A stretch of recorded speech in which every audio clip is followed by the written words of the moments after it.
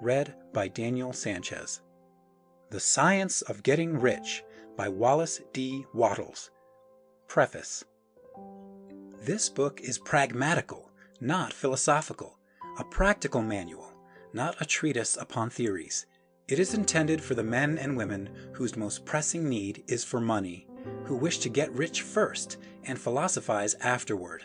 It is for those who have, so far, found neither the time, the means, nor the opportunity to go deeply into the study of metaphysics, but who want results and who are willing to take the conclusions of science as a basis for action, without going into all the processes by which those conclusions were reached.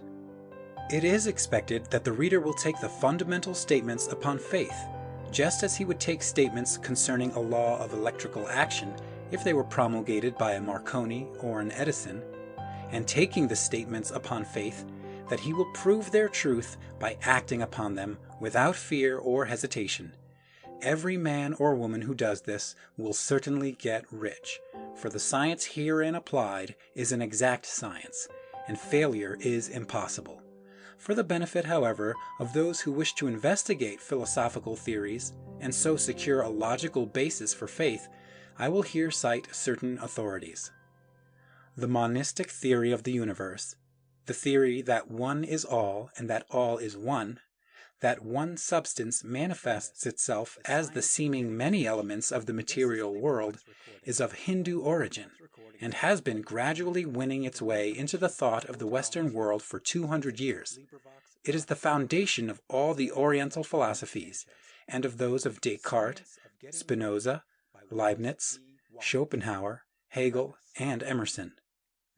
The reader who would dig to the philosophical foundations is advised to read Hegel and Emerson, and he will do well to read The Eternal News, a very excellent pamphlet published by J.J. Brown, 300 Cathcart Road, Gulvenhill, Glasgow, Scotland.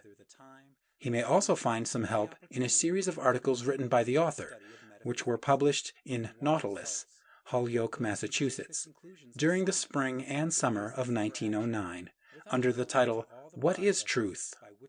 In writing this book, I have sacrificed all other considerations to plainness and simplicity of style, so that all might understand. The plan of action laid down herein was deduced from the conclusions of philosophy. It has been thoroughly tested and bears the supreme test of practical experiment. It works.